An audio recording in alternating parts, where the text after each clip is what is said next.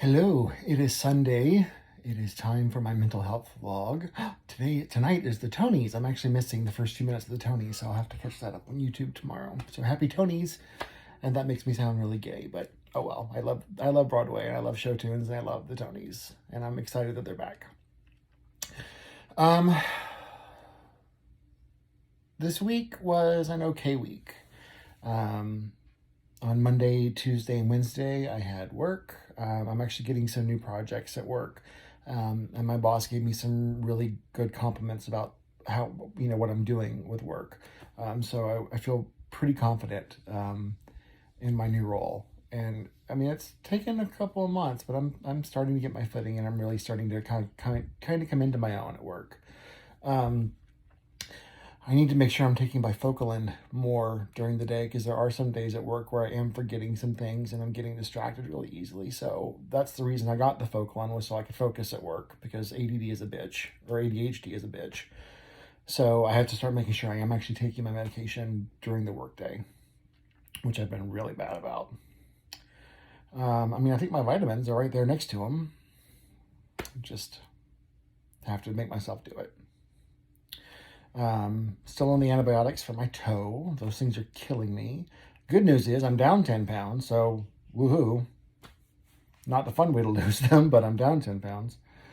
I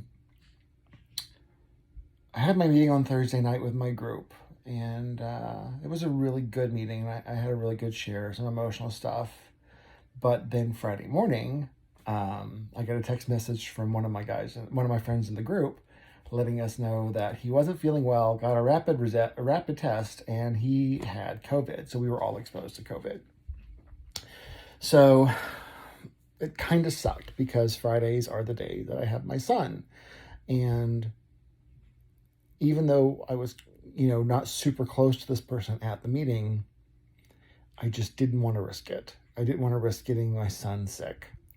So it killed me. But I let my ex know early on, and I talked to my son after he got out of school on Friday afternoon to let him know that I wasn't going to be able to have him over this weekend, which he was upset about, which honestly made me feel kind of good that he was upset about it. But he was angry, not at me, but he was angry at COVID. But this isn't the first time that I had a scare where I wasn't able to see him, but it hit me hard. Like everything that my boyfriend and I have been through over the last few months, and there's been a shit show of stuff. But like everything that happened, but this was the one thing that just really kind of got me down. Friday, I had the movers come and move me in the final move from my apartment, the last of the furniture, the last of everything, over to the new house. And Friday afternoon, once I found out about not being able to see my son, I kind of crashed. I got really sad, really depressed, and went and laid down. I think I took like a 3-hour nap. And my boyfriend was totally, he gave me a blanket. He knew I wasn't happy. He knew I was sad, and he knew I was just kind of done. And sometimes you have to reset. And I really didn't feel like anything I could have done would have been my best. So I just decided to just crash for a bit and reset. And like I said, there's nothing wrong with that. Sometimes you absolutely have to. You have to do a reset. It's self-care. So my boyfriend and I took advantage of the fact that we couldn't go anywhere, couldn't do anything, because, I'm exposed, he's exposed. And we spent a lot of time focusing on the house this weekend. And my boyfriend was in charge of the kitchen, because he's a chef. He loves to cook. And I pretty much told him, you're going to be cooking a lot more than I am. You do the kitchen however you want to do it, and I'll learn. And he had, because this entire move has been a series of 4 moves. So he had stuff from his life that before from 4 or 5 years ago that was in storage. He had stuff from the last 4 or 5 years that he has accumulated that came from the place he was living before here. And then, of course, he had all of my stuff as well to go through and sort through and organize and see what we had duplicates of. We had so many duplicates.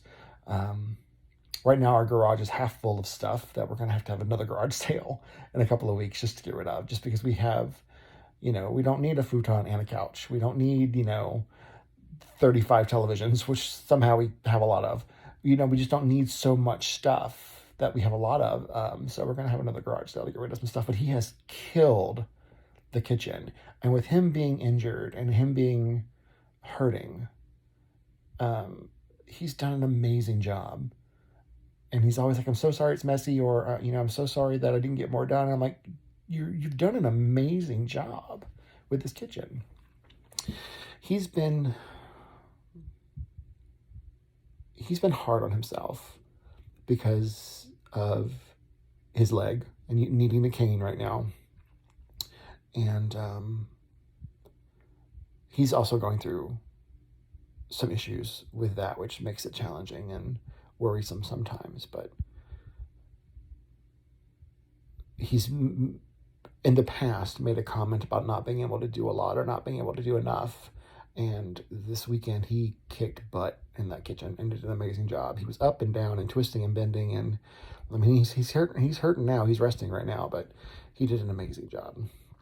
And I kind of focus on other areas of the house. Like right now, I am sitting in my son's room, which is the first room, with the exception of wall decor, is the first room that is done. And this is also the room where all my boyfriend's books are. I feel like I'm dating Belle from Beauty and the Beast. I've never known someone to have so many books, and he's read them all. I think I've read like 6 books in my life. I hate reading. My son loves to read, and I love the fact that he loves to read. So of course, all of his books are in here as well, and they're accessible to his height. And I've got cool stuff in the room for him. That's his stuff from the house, the Katie house that got left behind. Stuff that I felt was important or cool, or stuff I knew he really wanted. I kept and I put in his room, and I'm excited about that. And there's stuff that I've given him, or some stuff that I had that I put up for him in his room. And it's great that he has his own space when he comes to visit. I love that, and I was really excited about him, being in his space when he got here today, the Friday night. But it just didn't come to pass. But he'll get to see it next week. It's great. I'm really happy with it. Got some stuffies up there. There's a box spring I gotta get rid of. I don't need that. This bed does not need a box spring. Got his little end table set up with a cool little lava lamp and a clock. Got some stuff in the closet. Got some books, some more books, some other cool stuff. So really happy with the room and the way it turned out. My office is done, minus wall decor. The kitchen is pretty close to being done. Living room, we're still trying to figure out. Dining room is right now a tool storage. The dining room table is covered in tools. Somehow we ended up with like 4 power drills. I have no idea how we have so many power drills. And then the bedroom and the closet, which the closet is a whole room in itself, is coming together quite nicely. So little by little, and we were really worried like our aesthetic wasn't going to really merge, because we do seem to have 2 very different styles of decor, but we are working hard on finding ways to making it work for both of us. And I think we're getting there. I really do. We haven't done a whole lot of like wall decor stuff, because that's the last kind of thing you do. Once you figure out where everything else is going, then you can figure out what's going up on the wall. But doing this is kind of a nice distraction from all of the other shit that we have got going through. I did have a meeting with, was that this week or last week? Oh my God, days are running together. The bankruptcy and the divorce issue we've had to flip it. So we have to do the divorce first and then do the bankruptcy. So we kind of have to start all over with the bankruptcy. I'm not looking forward to that. I think that was last week. man, you take a couple days off and you move, and time just merges together. My toe is doing well. It's healing. We keep it bandaged up. We let it actually breathe last night. It no longer hurts, which is good. All the swelling has gone down. Now we're just waiting for it to scab over, which sounds gross. And trust me, it looks gross. And it's going to be gross for like 6 months. Not a fan. But it's definitely getting better. I'm not limping in pain anymore, so that's good. So the only bad thing we had happen this week was the COVID. But of course, something bad always has to happen, it seems. But we try to keep our best spirits and we keep moving forward. I have therapy next week. I'm actually really excited about therapy next week. I've got a lot I need to talk about and work through. I think therapy is really important. I've said it a lot.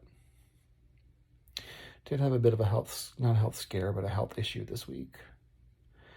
I'm on 2 different medications for my diabetes, and my blood sugar, my A1C, is still not cooperating.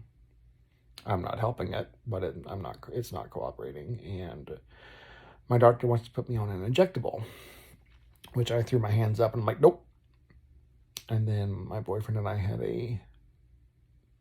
gave me a come to Jesus meeting, which, if you don't know what that means, it's like, here's a lot of shit you don't want to hear.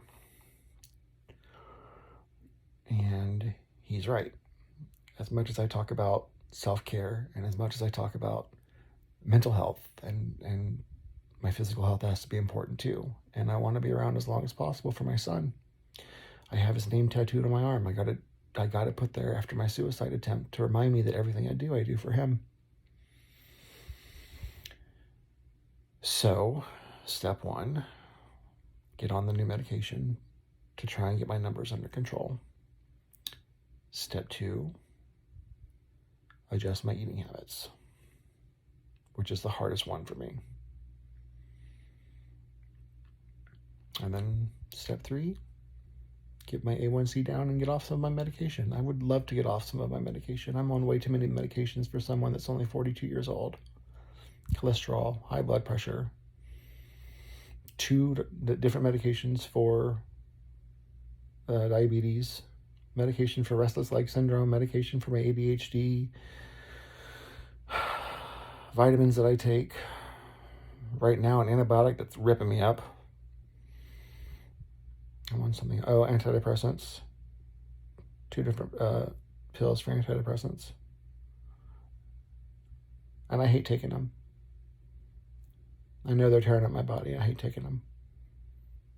But I do. Taking your medication is part of your self-care. So I will call my doctor back because I've ignored his calls. I will call my doctor back this week, now that I have figured out where my new pharmacy is going to be, and I'll start the injectable until I can get my numbers down. God, how did I get like this? It's so infuriating because I see people and I know people who eat so much worse than I do and who exercise far less than I do. And they don't have diabetes. And I know that part of it is genetic, but it pisses me off. And there's one person in particular who is in such worse shape than I am. And they've even had surgery to lose the weight, and then they put all the weight back on. And they don't have diabetes. And that pisses me off. It's just not fair. But I can't do anything about it. Well, I can do something about it. I can't do anything about them. I can do something about me. And I'm going to have to. I need to be around as long as possible for my son. I want to see my grandbabies.